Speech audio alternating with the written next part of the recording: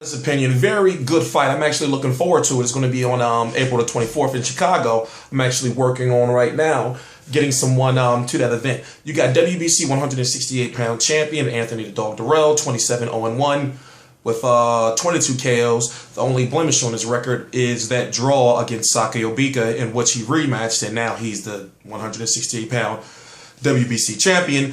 Two Street Controversy for RealCombatMedia.com, and they cover every single major fight. So on the 24th of April, PBC on Spike TV, you're going to have Anthony the Dog Dirrell defending his 168-pound WBC title at 27-0 and 1 with 22 KOs against Badou Jack. Mayweather Promotions, Badou Jack. He is 18-1 with 12 KOs. He had a draw against Marco Antonio Parabon, a very dangerous Marco Antonio Parabon, even though he got knocked out by James DeGale. But at that point in time, he was dangerous because he was almost WBC 168-pound champion when he had that Fight of the Year candidate fight against Saki Obika. But Badou Jack, okay, before we talk about Anthony Dirrell, I watched several Badou Jack fights today. I've also covered, I believe, four Badou Jack fights in the past. As I said, 18-1-1 with 12 KOs, and he seems to have a little bit of problems with, for example, work rate. And if there's somebody that can outwork him and crowd his space, and we already seen that he got knocked out bad, and yes, it was a clean cut equilibrium shot both times. The first time when he got knocked down before he got knocked out, what fight was that? A guy by the name of Derek Edwards, a journeyman, basically, hit him dead on the temple. He went down, got back up, but you can see that his legs wasn't over, like under him, clear-cut equilibrium shot.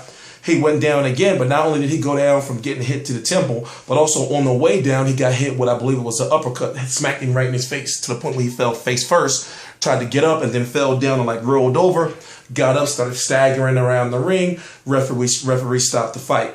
Clear, clean-cut stoppage. Maybe it could have been stopped the first time, but this referee gave him another chance, and then when he got knocked down, got back up, leg still wasn't under him.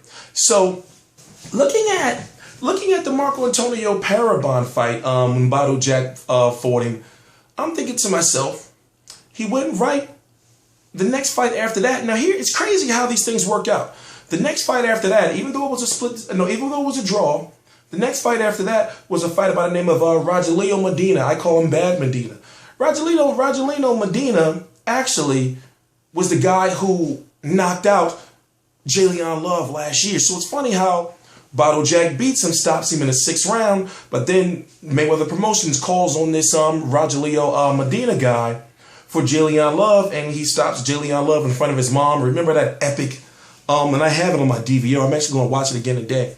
But remember that epic video of J'Leon Love on the canvas and his back leg is just like moving. Like you see his mom get up like, I'm like, that's boxing. That's boxing. But Anthony Dirrell, in my opinion, he's more exciting than his brother.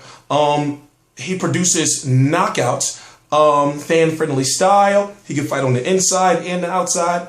And also, even though I haven't met him or interviewed him, you get like a genuine feel that he's like a cool-ass dude, if you get what I'm saying, like just a regular-ass dude, but he can fight.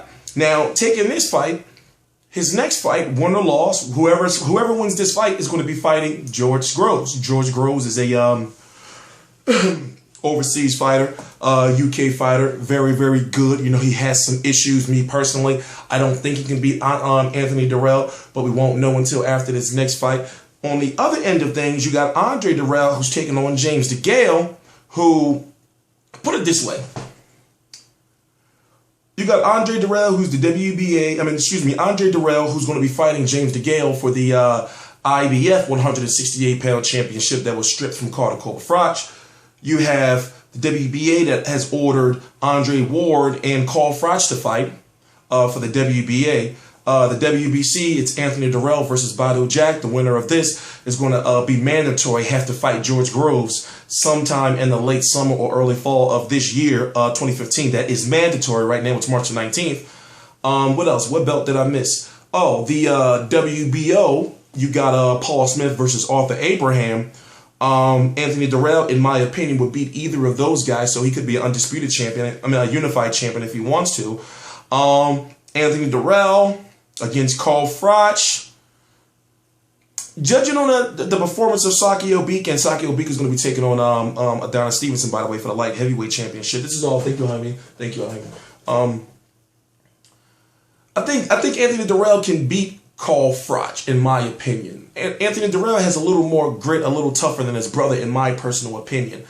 Can he beat Andre Ward? I do not know. I have to see Andre Ward's next fight, to be honest with you. I'm talking about his next big fight before I can make a decision on him. Because if you look at what he's been giving us, you know, with Chad Dawson, that was a good fight. Yes, on paper back then, but look how long ago it was. That was 2012. And then when you look at, what was it? Edwin Rodriguez, I believe, is the one he fought. You know, I need to see him against top competition, you know, before I start saying he can beat Anthony Dirrell. And that's my opinion. Yes, he has the skills to do so.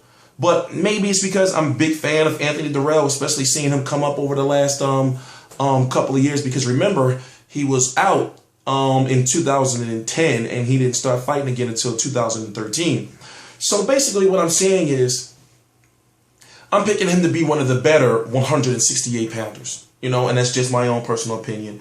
And then him, and then I got James DeGale beating Andre Dirrell.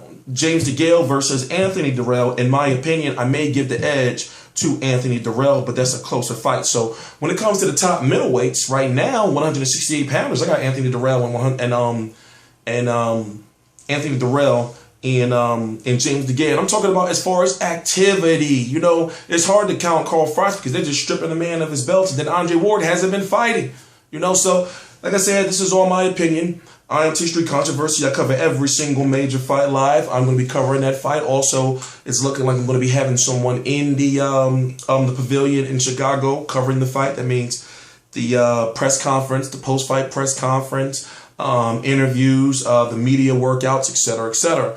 We don't know yet if it's going to be Andre Dirrell versus James DeGale, you know, for the IBF title. They may save that for another date. But it's looking like, right, well, put it this way. Right now, the card is Anthony Dirrell versus Badou Jack.